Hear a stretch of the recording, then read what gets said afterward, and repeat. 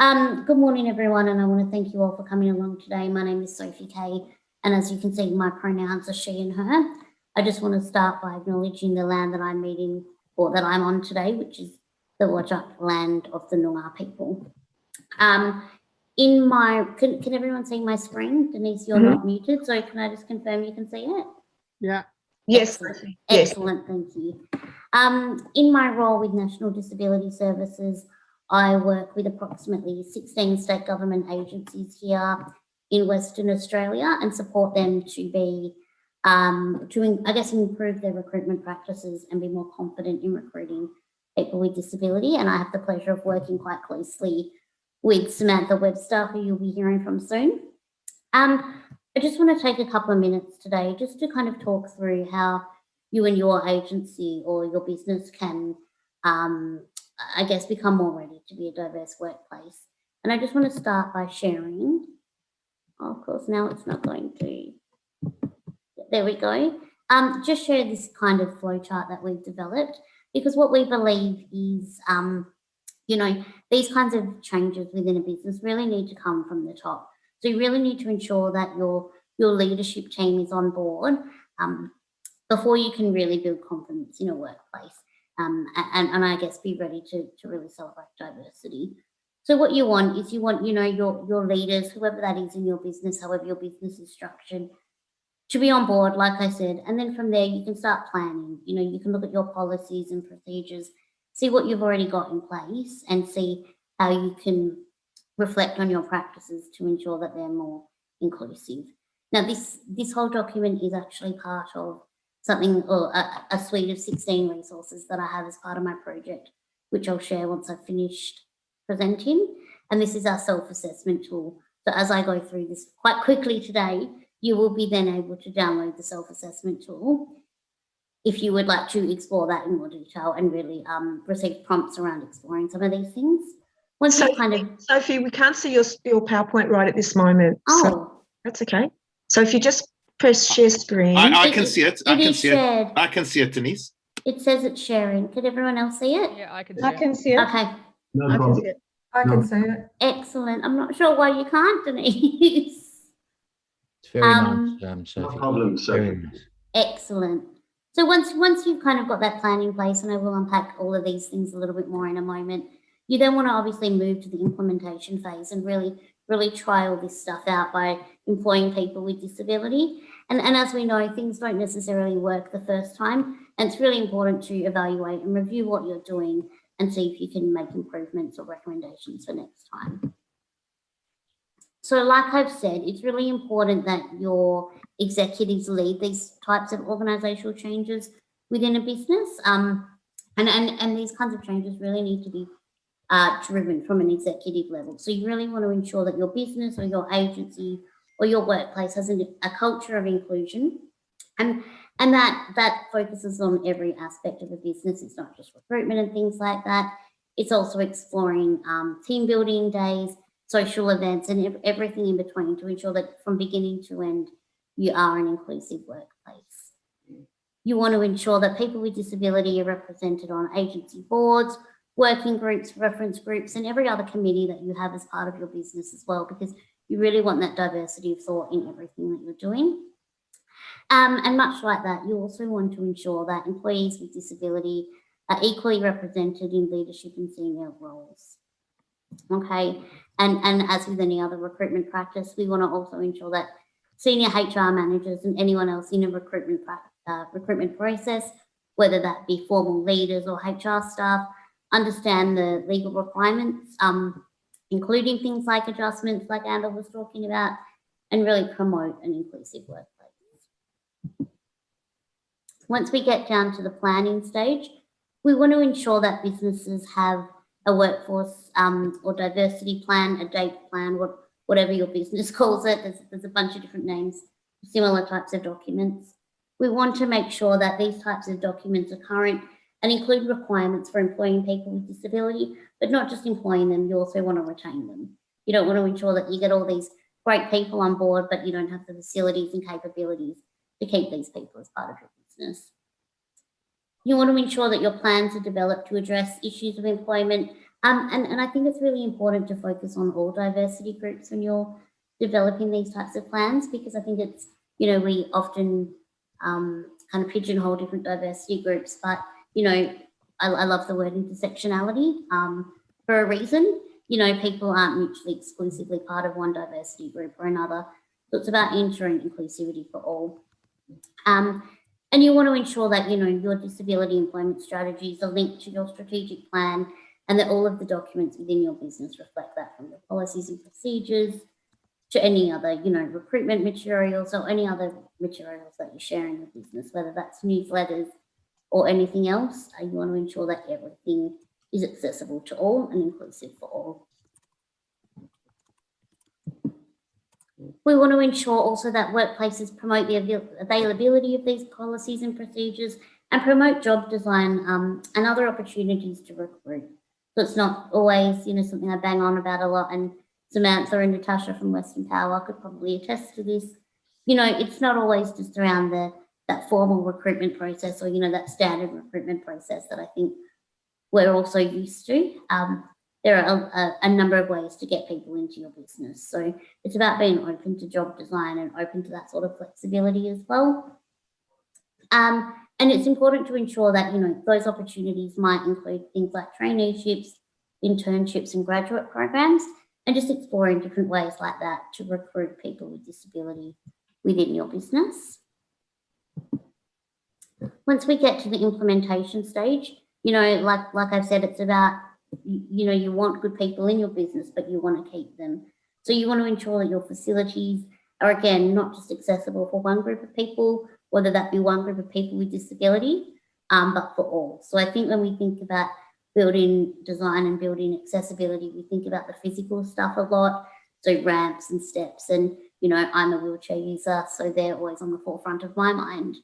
But there's a lot of other disability groups that we want to ensure that facilities are accessible for, even things like quiet spaces, which was raised with me recently, for people who experience anxiety and things like that. Those are just as important. You want to ensure that where possible, businesses are linked with some sort of disability employment service provider or a number of providers. A lot of people call them DES providers, and they can really support you in the recruitment phase and ensure that, your job advertisements and things like that are actually getting in front of people with disability, because it's all well and good to have these great spaces, but you want to then be able to get the right people in. It's important to ensure that your job advertisements are inclusive and accessible, and that goes down to the formatting of them, but also the language that you're using. A really basic example of that is the number of advertisements I see where one of the essential criteria listed is someone must have their driver's license. Like I said, I'm a wheelchair user and I don't drive. So it automatically, I believe that eliminates me. So my workplace, National Disability Services, they put in their job ads that you must have independent travel capability. So they don't mind how I get from A to B to do my job, as long as I can do it. And I think, that inclusive language can really reframe a statement and ensure that when you're advertising for a vacancy, you're just listing the inherent requirements of the role, not the how you want someone to get it done. Something that might work in your business as well is actually setting targets to ensure that your formal leaders and hiring managers are really on board with this as well. So ensuring that they've got targets to meet around diversity, because otherwise I think that people just kind of, give it a shot for a bit and then go back to what they were doing before, because maybe it felt more natural or maybe it just felt easier. And it's really important to ensure that workplace adjustment policies are available. And what I always say around this is, if they're not available, that's okay. It's not ideal, but it's okay. But you want a lot of people within your business to know about places like Job Access and other support services out there to support people to get those adjustments. The reason I say that is because one of the agencies here in WA that I'm working with did not have a workplace adjustment policy. There were a couple of people within the business who still knew how the person could access what they needed, but they had a colleague who'd been requesting a piece of assistive technology for 2 years. And that was just because not enough people within the business knew. So for 2 years, the person wasn't able to access what they needed to do their job.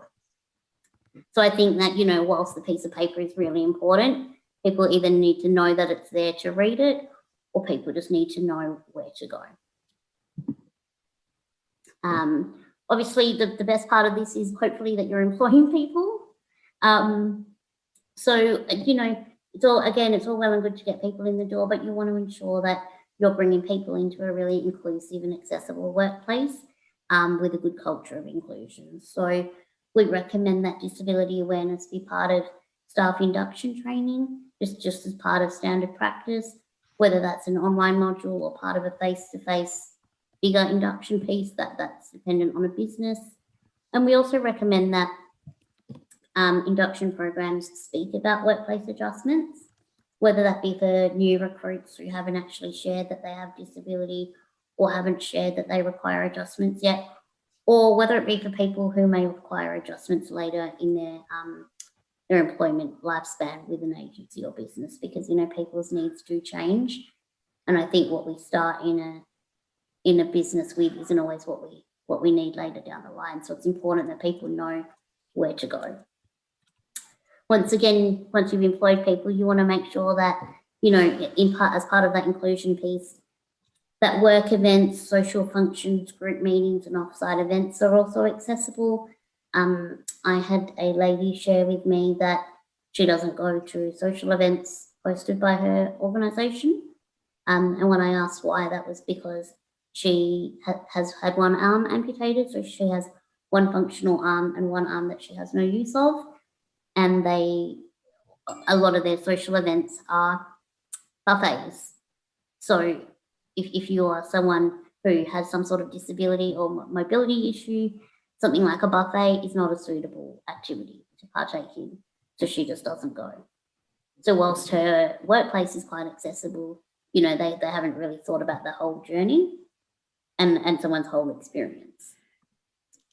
It's really important that employees with disability have equal opportunities for career progression and skill development, as we would hope that they would, particularly in businesses that are really, committed to diversity in their workplace, and that staff surveys, especially those that are anonymous, include questions relating to disability access and inclusion, because what we found is that people are quite reluctant to share that sort of information and that sort of feedback, and businesses get a lot more information when they choose to,